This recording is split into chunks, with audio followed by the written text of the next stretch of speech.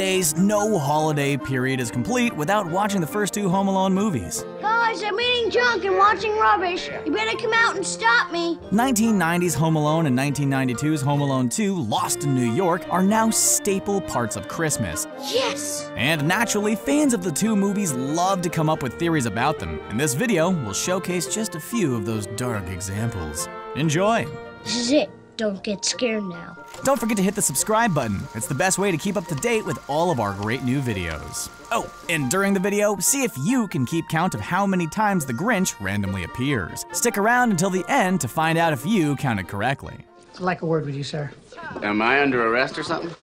Peter McCallister is a mob boss. It's never actually explained how Peter McCallister is able to live in a huge mansion supporting a wife who doesn't work and 5 children, or how he can afford to take his entire family on vacation, but this theory has it covered. Peter is actually a powerful and extremely rich mob boss. And strangely enough, there are a number of clues to back the theory up. Peter's behavior around Harry when he was dressed as a cop the night before the McCallisters were due to travel to France was extremely defensive. He responded to a simple question about whether or not he owned the house by abruptly saying, "Am I in some kind of trouble, officer?" Then there's the fact that Peter's work is never discussed. In the book adaptation of the movie, he's vaguely described as being in business, which is very vague and ominous, suggesting shady dealings. Also, the wet bandits targeted the neighborhood in the movie for the specific purpose of robbing the McCallister home, which Harry describes as the big score, which would suggest they knew a lot of money was stashed inside, as there was nothing obviously different about the house from the outside in comparison to others in the area. The final clue is the family's general behavior. Kate is cold, Buzz is a psychopath, Uncle Frank is a complete jerk, and Kevin is completely relaxed about going to war with Harry and Marv, blatantly attempting to kill them with certain traps. So, it's settled. Peter McCallister is a gangster. We'll call as soon as we land, Kate. I'm sure everything's okay. It's horrible. Horrible. Just horrible.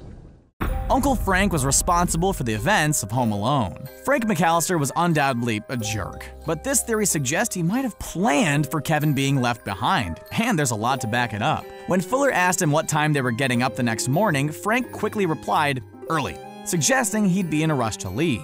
He then made sure other people ate Kevin's cheese pizza, sending him into a rage, which then prompted him to call him a little jerk for doing, ensuring his brother knew how upset he was, resulting in the youngster getting sent up to the 3rd floor where he could easily be forgotten. The theory then suggests it was Frank, not a storm, who cut the power during the night. Frank then invited the neighbor boy over to the van to ensure the head count was correct while he kept most of the adults occupied and gleefully headed on vacation without the nephew he despised. Later, his callous reaction to Kate's horror at Kevin being left was to compare it to him forgetting his reading glasses. Not the reaction of someone who cared, right? In early Home Alone scripts, it was Frank who arranged for Harry and Marv to rob his brother's house. This theory even suggests that Frank was still responsible and even put a hit out on Kevin. Ugh. When the McCallisters were at the airport, Leslie said she and Frank had called everyone to check on Kevin, but Frank was still on the phone. To Harry and Marv, maybe? You decide.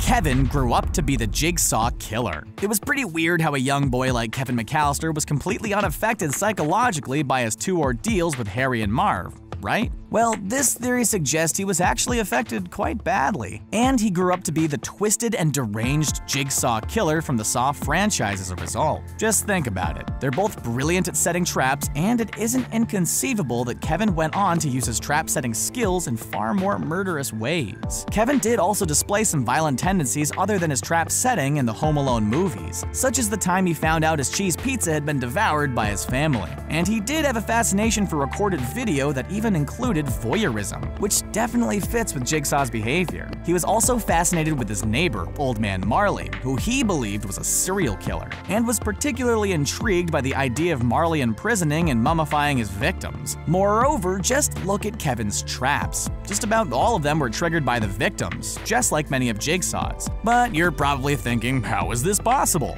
The Jigsaw killer is called John Kramer. Well, there's a simple explanation. Kevin had his name changed as part of the Witness Protection Act. Is it believable now?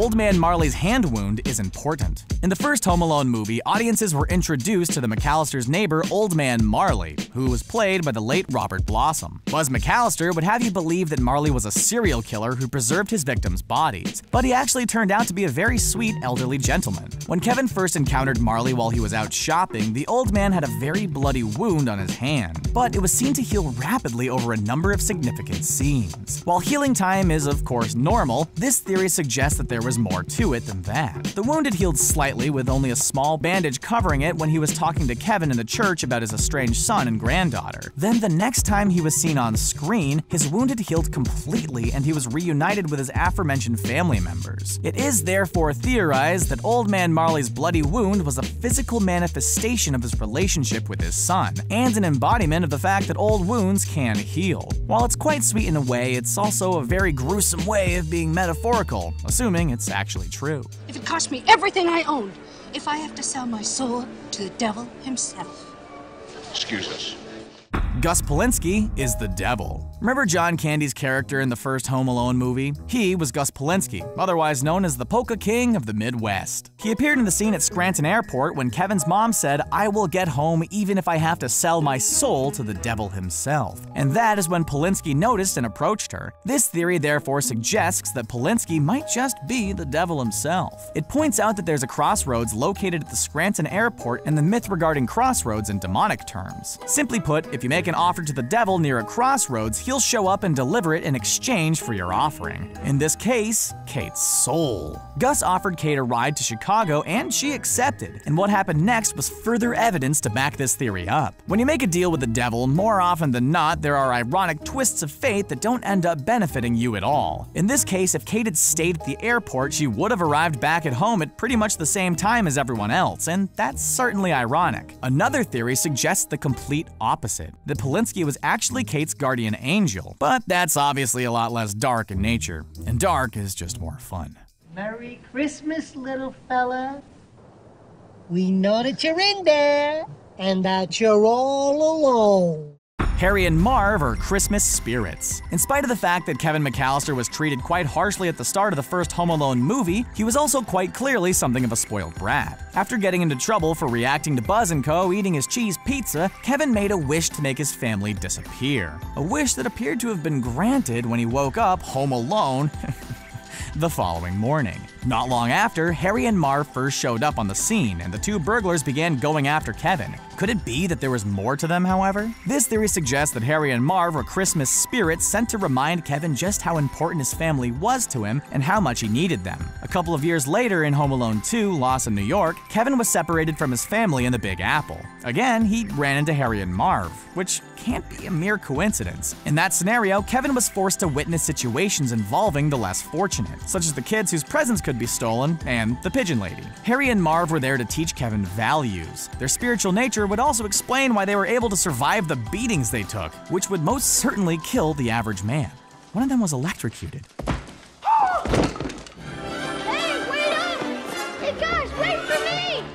Peter McCallister was training secret agents. Throughout the early scenes of the first Home Alone movie, you'll see that when Kevin was being harassed by members of his family, berated by Uncle Frank, or even when he was left behind when everyone else went on holiday, his father was pretty much fine with it. This theory suggests that Peter was actually orchestrating everything, because he was secretly training secret agents in the form of his own kids, no less. He started with Buzz, who developed more along the lines of a US Army grunt, as he was extremely antisocial, he owned a weapon, and his pet was a spider, something he couldn't develop a real emotional bond with. Kevin was therefore left behind on purpose. Peter had intel through work that Harry and Marv were due to hit his house, and the way he had treated Kevin in life up until that point was to prepare him for the first major test, which turned out to be defending the house from them. In the sequel, Peter purposefully ran away from Kevin when he got on the plane in order to set him up on another perilous situation in which he would have to fend for himself. It was essentially just to ensure that Kevin's success in his first test wasn't merely a fluke.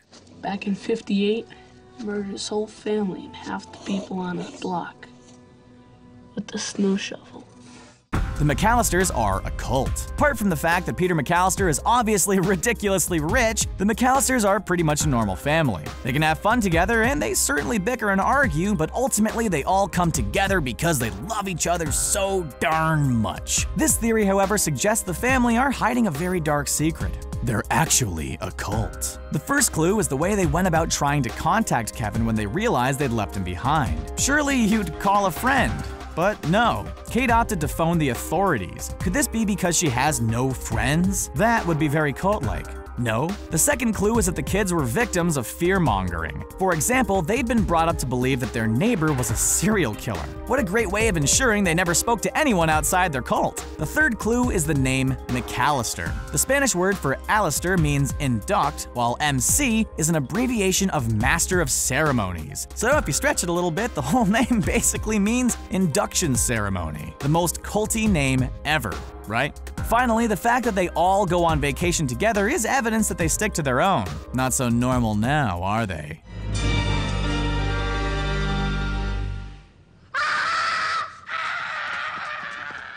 Old Man Marley is Kevin from the future.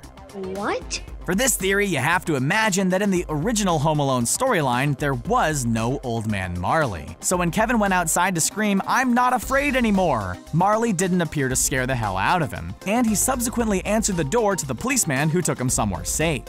Harry and Marv then ended up robbing the place without Kevin and Marley there to thwart their plans, which had a snowball effect on Kevin and his family. Their beautiful house was cleaned out and flooded by the wet bandits. Kevin never healed from these events, and when he grew older, his relationship was strained with his son, especially around Christmas time. The theory suggests that in the future, Marley forced his son and his son's wife to travel back in time with him in order to change the events of the past. Cue the movie storyline. Because of the appearance of his older self, young Kevin defeated the wet bandits and went on to live a happy life in which he was very close to his son and extended family. Granted, it's extremely convoluted and has a number of glaring plot holes that could take some explaining to get around, but it's interesting nonetheless. The man I loved fell out of love with me. That broke my heart. Mr. Duncan and the Pigeon Lady were former lovers. In Home Alone 2: Lost in New York, Kevin McCallister made friends with two older people, toy shop owner Mr. Duncan and the homeless woman known as Pigeon Lady, neither of whom had any obvious connection to the other. This theory suggests that they were actually former lovers. So why is this a dark theory? Well, because of the reason it is theorized that they split up. Mr. Duncan left her because she couldn't have children. The Pigeon Lady spoke of being in a relationship in the past with someone who left her, but she didn't explain why. And the fact that she could sneak into music venue Carnegie Hall would suggest she had previously been familiar with it. She had seen everyone from Frank Sinatra to Ella Fitzgerald perform there, perhaps because her rich former lover could afford to take her there regularly. Mr. Duncan obviously loved children. Could that have been because he was never able to have any of his own? It seems interesting that the gift he gave Kevin was a pair of turtle doves. Maybe he just had birds on his mind due to the fact that his former lover had always been very fond of them. There are millions of people in New York, so the probability of this being true are slim, but it certainly makes sense when you connect the dots. And that's the end of our video. Did you enjoy it? Do you have any theories about the Home Alone movies? Let us know your thoughts in the comment section below, and don't forget to like, share, and subscribe for more great videos just like this one. And the number of times the Grinch randomly appeared was? Well, we hope you had fun counting. Bye for now.